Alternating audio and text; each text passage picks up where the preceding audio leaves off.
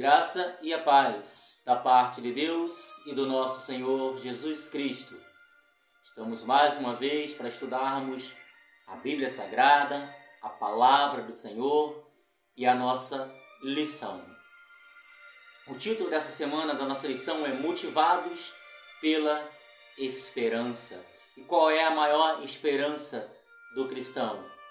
É a volta do Senhor Jesus. Em Isaías capítulo 25, no verso 9, a palavra revelada assim nos diz: Naquele dia se dirá, eis que este é o nosso Deus, em quem esperávamos, e Ele nos salvará. Este é o Senhor a quem aguardávamos, na sua salvação exultaremos e nos alegraremos. Na salvação de Jesus, nós nos alegraremos. Nós vamos estudar sobre a volta de Jesus, sobre a segunda volta gloriosa do nosso Senhor Jesus Cristo, que é a maior esperança do cristão. A segunda vinda de Jesus é um dos temas centrais das Sagradas Escrituras.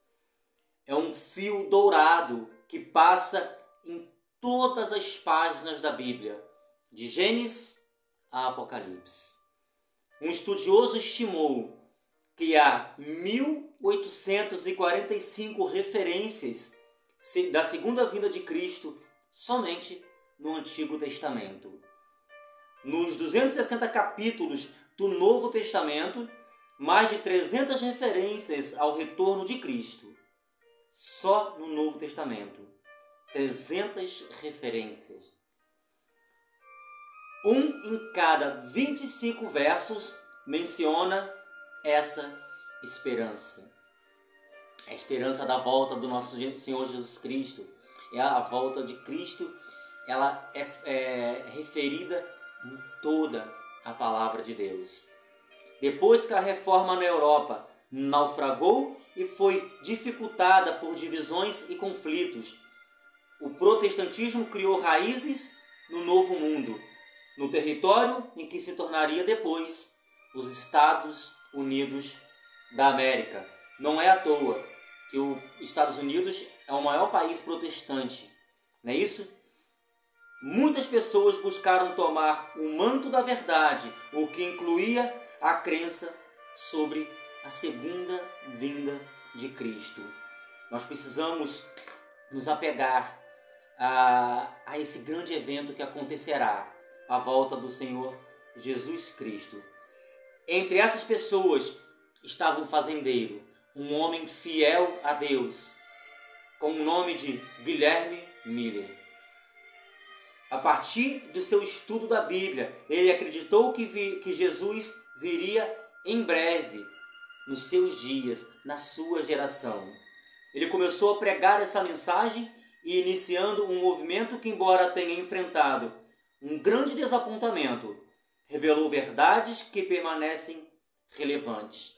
Ao longo do nosso estudo, nós vamos entender, durante essa semana, vamos entender porquê, do grande desapontamento. Ele, estudando as profecias, Guilherme Miller, que era um batista, ele estudando a palavra do Senhor, ele concluiu que Jesus Cristo voltaria no seu dia. E ele começou a pregar essa mensagem. Então, como eu já disse, nessa semana examinaremos por que a segunda vinda de Cristo tem alegrado o coração dos crentes ao longo dos séculos e como devemos nos preparar para esse evento. E esse evento também deve alegrar os nossos corações. O estudo dessa semana está baseado no livro Grande Conflito, da página 18 a 21 do livro O Grande Conflito. E, obviamente, as Sagradas Escrituras, que é a nossa regra de fé e prática. Na parte de domingo, que é o nosso estudo de hoje, com o título A Promessa de Seu Retorno. A promessa do retorno do nosso Senhor Jesus Cristo. Os reformadores protestantes e os peregrinos que partiram da Holanda rumo ao novo mundo, né, que almejavam pela volta de Jesus. Então esses peregrinos que partiram da Holanda e foram para o novo mundo, que é os Estados Unidos da América, almejavam pela volta do Senhor Jesus. Assim como nós também, eu repito, devemos almejar a volta do Senhor Jesus. Eles aguardavam ansiosamente esse alegre evento. John Wycliffe, do qual nós estudamos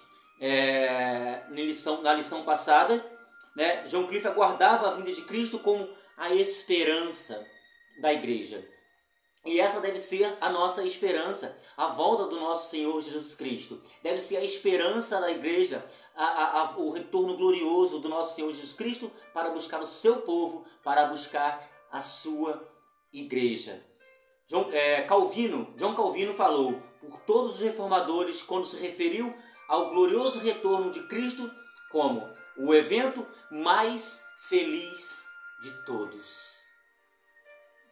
É por isso que esse grande evento, a volta do Senhor Jesus nas nuvens do céu com poder e grande glória, com miríades e miríades, milhares e milhares de anjos, devem ser a nossa maior alegria.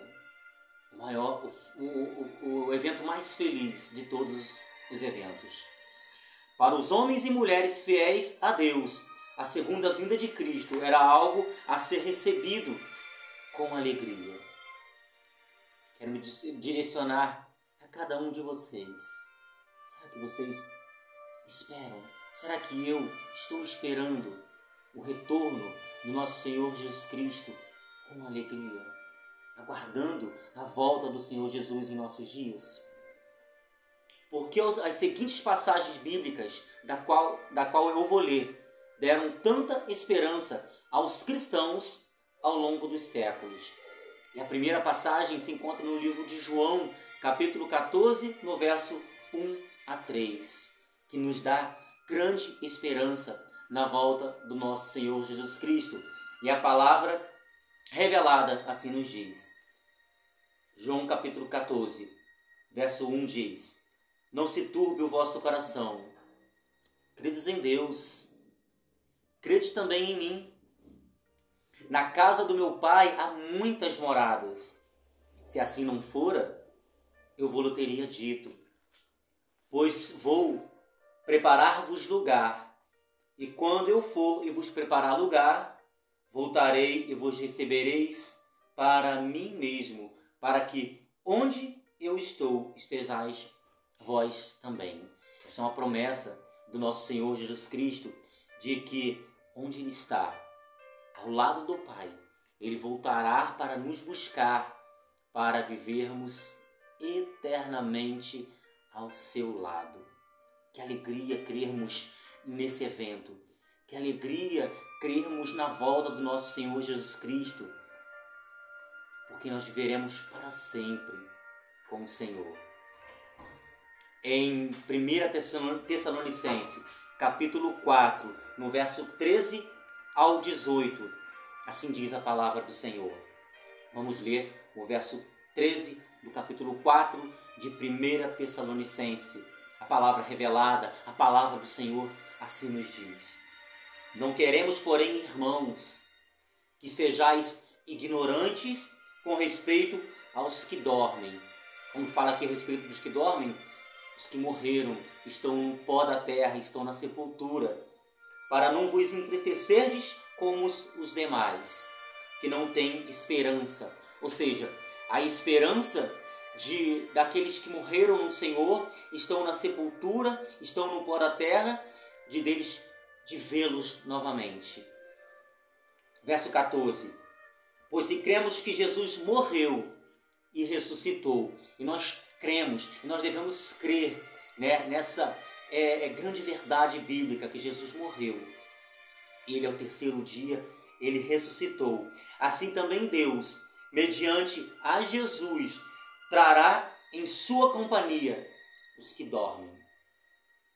Ou seja, Jesus trará em sua companhia os que estão no pó da terra. Os que morreram em Cristo Jesus estão aguardando o grande dia da ressurreição.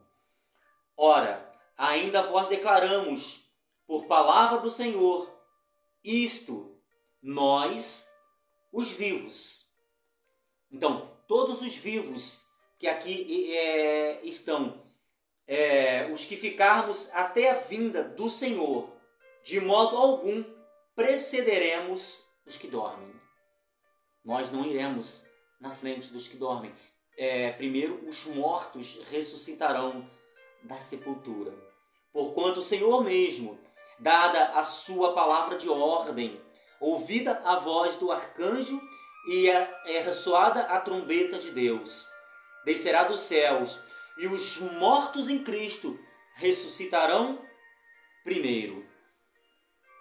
Os mortos em Cristo participarão da primeira ressurreição, que os que morreram em Cristo ressuscitarão primeiro, participarão da primeira ressurreição. Verso 17: depois nós, os vivos, os que ficarmos, seremos arrebatados juntamente com eles. Com eles quem? Com os mortos ressuscitados. Jesus vem nas nuvens do céu com poder e grande glória, né? Os mortos em Cristo são ressuscitados, que é a primeira ressurreição, e nós seremos transformados e subiremos ao céu junto com eles, junto com os mortos ressuscitados. Continuando a leitura. Seremos então arrebatados juntamente com eles entre nuvens para o encontro do Senhor nos ares. Olha só, nós encontraremos com o Senhor nos ares. E assim estaremos para sempre com o Senhor. Consolai-vos, pois, uns aos outros com estas palavras.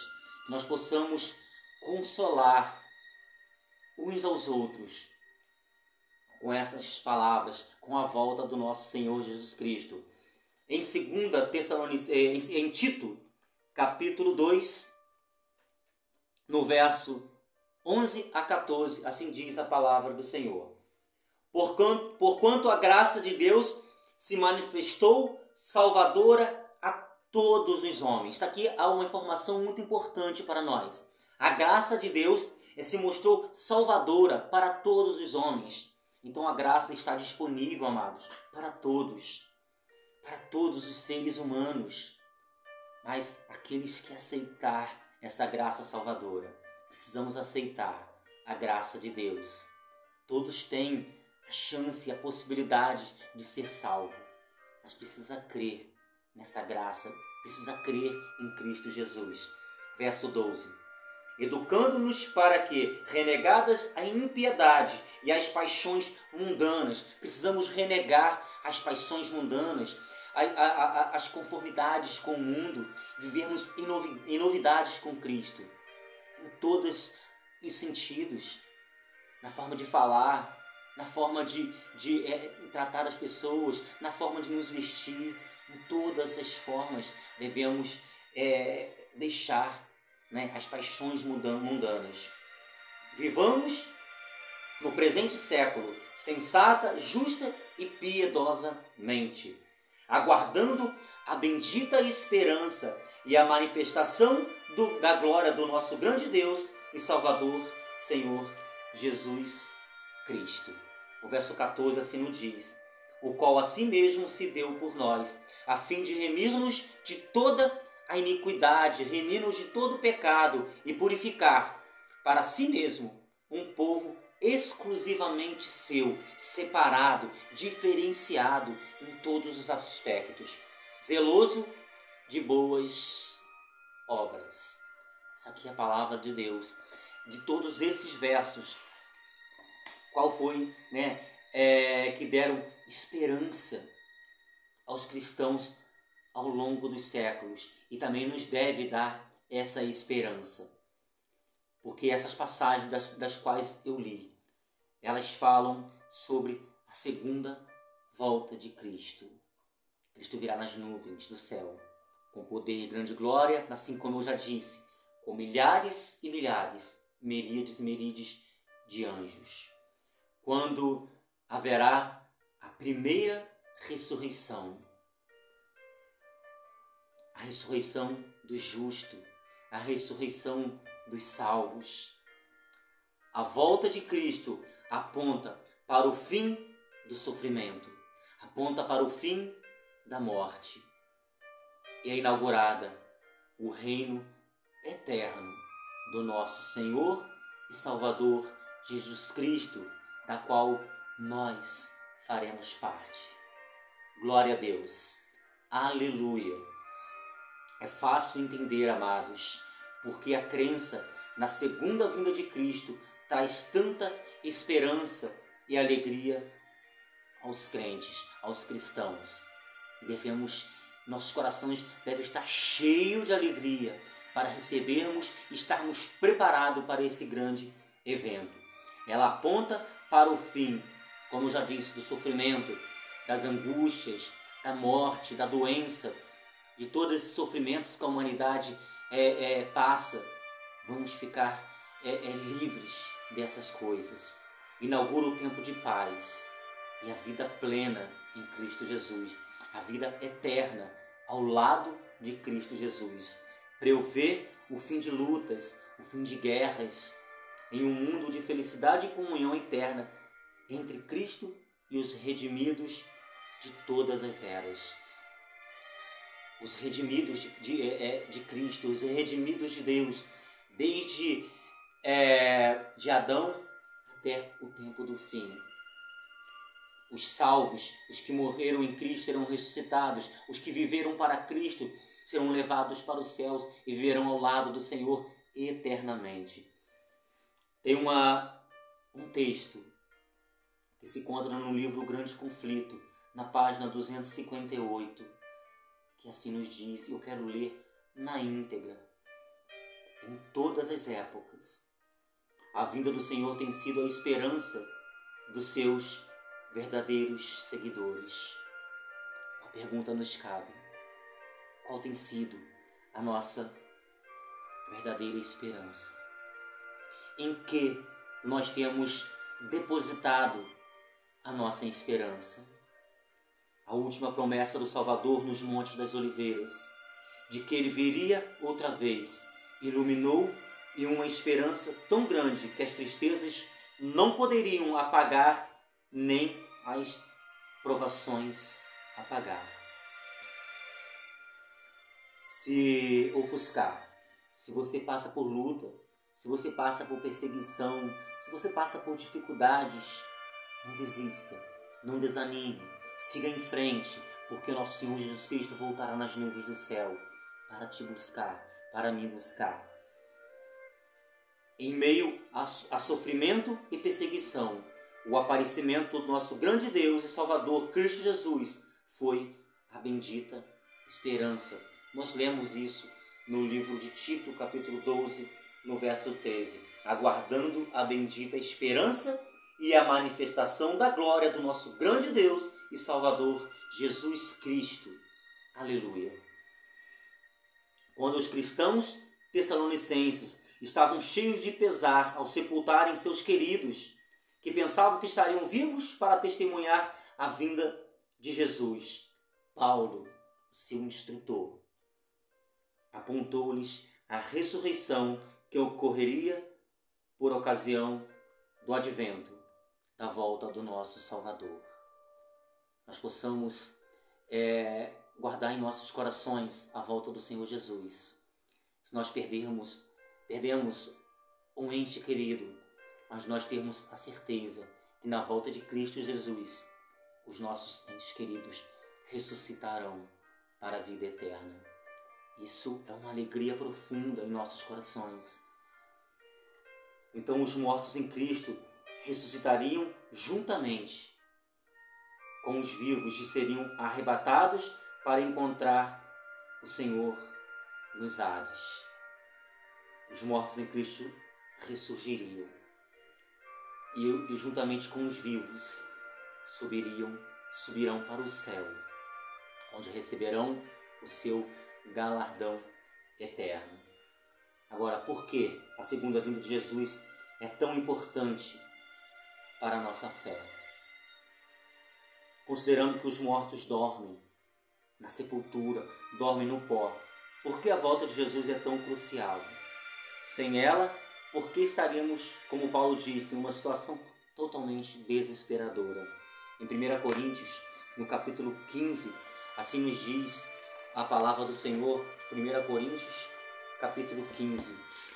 Vamos lá. 1 Coríntios, capítulo 15, no verso 15 a 18. Assim diz a palavra do Senhor. Verso 15. E somos tidos por falsos testemunhos de Deus, porque temos asseverado contra Deus que Ele ressuscitou a Cristo. Temos que crer que Cristo foi ressuscitado. Deus ressuscitou a Cristo. Nós precisamos crer. Nós não podemos cair na descrença. Não é isso? A qual Ele não ressuscitou. Se é certo que os mortos não ressuscitam. Porque se os mortos não ressuscitam, também Cristo não ressuscitou. E se Cristo não ressuscitou, é vã a vossa fé. E ainda permaneceis nos vossos pecados. E ainda mais, os que dormiram em Cristo pereceram. Precisamos crer que Jesus foi ressuscitado. Deus ressuscitou o nosso Senhor Jesus Cristo. E nós precisamos crer que no grande dia da ressurreição, os mortos em Cristo Jesus, que morreram em Cristo, serão tirados da sepultura, serão ressuscitados. Os que morreram não vão direto para o céu, senão não teria a necessidade de ressurreição. Os mortos, eles vão para a sepultura e lá aguardam a ressurreição. Nós possamos amar a volta do nosso Senhor Jesus Cristo e crer que Jesus Cristo foi ressuscitado, mas ainda que morramos, e se morremos em Cristo, nós seremos ressuscitados naquele grande dia, na volta do Senhor Jesus.